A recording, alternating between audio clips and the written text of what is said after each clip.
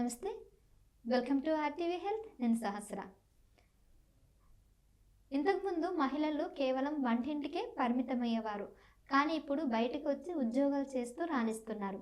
అయితే అంత బాగానే ఉంది, కానీ ఎప్పుడైతే బయటకు వచ్చి ఉమెన్ వర్క్ స్టార్ట్ చేస్తుందో అటు ఇంట్లోనూ చూసుకోవాలి, బయట వర్క్ లైఫ్ చూసుకోవాలి, రెండింటిని బ్యాలెన్స్ చేయలేక చాలా స్ట్రెస్కి గురవుతున్నారు.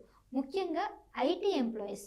మరి ఈ మహిళలు ఐటీ ఎంప్లాయీస్ అంతా కూడా స్ట్రెస్ నుంచి ఎలా కంట్రోల్ చేసుకోవాలి, ఇటు హోమ్ని అటు ఆఫీస్ని రెండింటిని, వర్క్ లైఫ్ని ఫ్యామిలీ లైఫ్ని ఎలా బ్యాలెన్స్ చేయాలి, వాళ్ళ హెల్త్ పరంగా ఎటువంటి కేర్ తీసుకోవాలి, ఈరోజు ఈ వీడియోలో పూర్తిగా తెలుసుకుందాం. ఆ విషయాలు తెలియజేయడానికి మనతో ఉన్నారు doctor Nadeemuddin, CEO of active life, fitness coach for women and women. నమస్తే సార్. చెప్పండి, ఇది మీరు ఎంతోమంది కార్పొరేట్ కంపెనీస్కి అక్కడ ఉన్న ఐటీ ఎంప్లాయీస్కి చాలా ట్రైనింగ్ ఇస్తూ వాళ్ళ యొక్క స్ట్రెస్ లెవెల్స్ని లేకపోతే ఫిట్నెస్ని అవన్నీ కూడా దగ్గరుండి చూస్తూ ఉంటారు కదా. సో ఎక్కువ ఉమెన్కి ఈ ఐటీ ఎంప్లాయీస్కి చాలా ప్రెషర్ ఎక్కువగా ఉంటుంది. ఎందుకంటే మెన్ అంటే కేవలం ఆఫీస్ వరకే ఉంటారు, ఇంటికి వెళ్ళి రిలాక్స్ అవుతారు. కానీ వీళ్ళు ఇక్కడ వర్క్ చేసి మళ్ళీ ఇంటికి వెళ్ళి పని చేసుకోవాలంటే ఇంకా ఎక్కువ స్ట్రెస్ ఫీల్ అయిపోయి ఆ కోపాన్నంతా హస్బెండ్ మీదనో పిల్లల మీదనో ఇట్లా చూపించేసి కొన్ని సందర్భాల్లో డివోర్స్ వరకు కూడా వెళ్తున్నాయి. సో మరి వీళ్ళకి మీరు ఎలాంటి సజెషన్స్ ఇస్తారు? అంటే జాబ్ మానేసి ఇంట్లో కూర్చోండి అనడం కాకుండా రెండింటిని ఎలా బ్యాలెన్స్ చేసుకోవచ్చు అంటారు? Okay, so first of all the way you think. ఇప్పుడు మనము ఇంత బరువు లిఫ్ట్ చేస్తామంటే చేయొచ్చు, అమ్మ అంత బరువు అంటే అది ఎక్కువ ఉంటుంది. సో దేవుడు ఏం చేశాడంటే మగవాళ్ళల్లో ఓపిక కానీ ఇది కానీ కొద్దిగా ఇచ్చాడు, లేడీస్లో చాలా ఎక్కువ ఇచ్చాడు. అందుకనే ఒక లేడీ అనే ఆమె ఒక పెద్ద ఊరినే మేనేజ్ చేస్తుంది. సో లేడీస్లో చాలా ఓపిక ఇవన్నీ ఉండేవి. కానీ స్లోగా ఏమవుతుందంటే సోషల్ మీడియా, ఈ టీవీస్ ఇవన్నీ వచ్చిన తర్వాత ప్లస్ ఆపర్చునిటీస్ పెరిగిన తర్వాత వాళ్ళలో కొన్ని థింకింగ్ ప్యాటర్న్స్ అనేవి చేంజ్ అయినాయి. సో దీనివల్ల ఏమవుతుంది, ఒక్కొక్కరు ఒక్కొక్క డైరెక్షన్ వెళ్ళిపోతుంది. ఎప్పుడైతే ఐటీ ఎంప్లాయీస్కి వస్తారో వాళ్ళు ఒక సీనియర్ లెవెల్లో ఉన్నారనుకోండి, వాళ్ళు ఏం చేస్తారంటే ఒక మెయిల్ రాస్తారు, నాకు ఈ పని కావాలి, ఎస్కలేషన్ అంటాడు.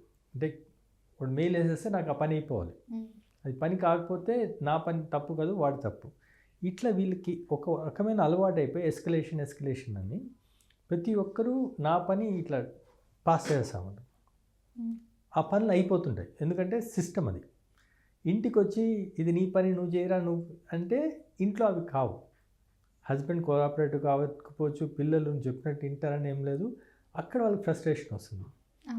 ఓకే, ఆఫీస్లో అన్ని సిస్టమ్లు వెళ్ళిపోతున్నాయి, ఇక్కడ కావట్లేదు. అదే సేమ్ వీళ్ళు రోడ్లోకి వెళ్తే రోడ్లో రకరకాల ట్రాఫిక్ వల్ల దీనివల్ల దానివల్ల ప్రతి ఒక్క చోట వాళ్ళు అడ్జస్ట్ చేయలేకపోతున్నారు.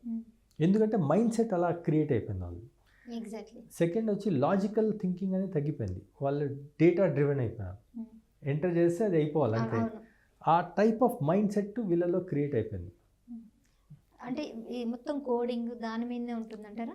కోడింగ్ అంటే ఇప్పుడు నేను 2+2 4 అంతే, 3+1 ఎందుకు వచ్చింది ఎట్లా వచ్చిందంటే they will not able to adjust అనమాట. సో ఈ మైండ్ సెట్ ఆ విధంగా క్రియేట్ అయిపోయి దానివల్ల ఒక ప్రాబ్లమ్స్. సెకండ్ వచ్చి ఇంట్లో ఇప్పుడు స్పెషలీ మీరు అన్నట్లు వీళ్ళు పొద్దున్న లేయాలి, వంట చేయాలి, పిల్లల్ని రెడీ చేయాలి, వాళ్ళని పంపించాలి, దాని తర్వాత ఆఫీస్కి వెళ్ళాలి. ఆఫీస్లో 190 ప్రాబ్లమ్స్ ఉంటాయి, వాళ్ళ బాస్ దగ్గర నుండి అక్కడ నుండి ఇవన్నీ హ్యాండిల్ చేయాలి. మళ్ళీ ఇంటికి వచ్చి భయంకరమైన ట్రాఫిక్లో పడి ఇంటికి రావాలి, వచ్చి మళ్ళీ వంట చేయాలి. సో దీనివల్ల ఓవర్లోడ్ అనేది అయిపోతుంది, వాళ్ళకన్నా ఒక టైం ఉండట్లేదు. సో దీన్ని ఎట్లా మేనేజ్, ఇప్పుడు జాబ్ వదిలేయాలంటే it's easy way to tell, కానీ దీన్ని హ్యాండిల్ చేయాలి. దట్ ఈస్ ద వే ప్రతి ఒక్కరు వెళ్తున్నారు. ఓకే, ఎప్పుడైతే సాటర్డే సండేస్ వస్తాయో అప్పుడు వాళ్ళ కోసం కొద్ది టైం తీసుకోవాలి. హస్బెండ్ని కూర్చొని మాట్లాడి కన్విన్స్ చేసి కొన్ని పనులు, ఇంట్లో ఉన్న కొన్ని పనులు వాళ్ళకి షేర్ చేసుకోవాలి.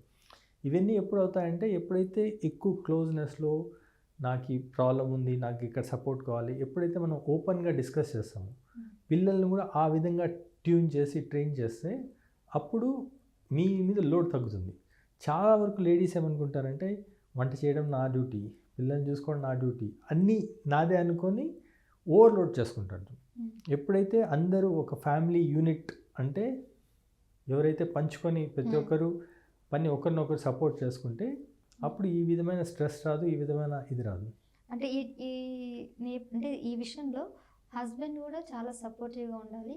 వర్క్ విషయంలోనే కాకుండా ఇంట్లో కూడా సపోర్ట్గా హెల్ప్ చేయాలంటారా? చేస్తే అప్పుడు ఓవరాల్ హెల్తీగా ఉంటుంది ఒక ఫ్యామిలీ. లేదు నా పని కాదు నువ్వు చూసుకో అన్నాడంటే ఒక కొన్ని రోజులకి ట్రైన్ అవుట్ అయిపోతుంది. అప్పుడు ఆ మొత్తం మీరు అన్నట్టు డైవర్స్ వరకు వెళ్ళిపోతున్నాయంటే ఇదే రీజన్.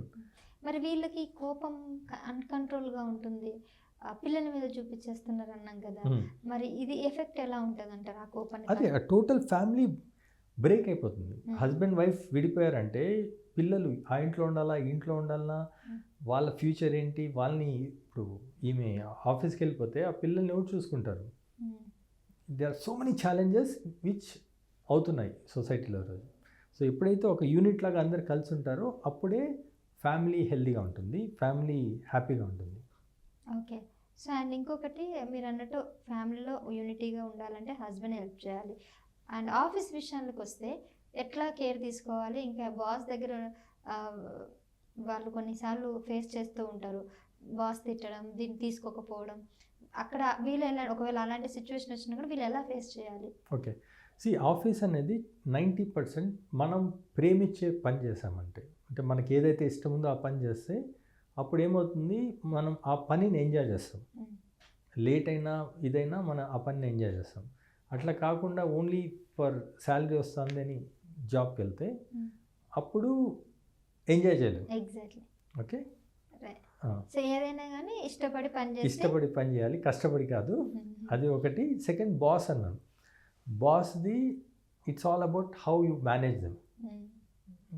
ఓకే, రైట్, అర్థమైంది.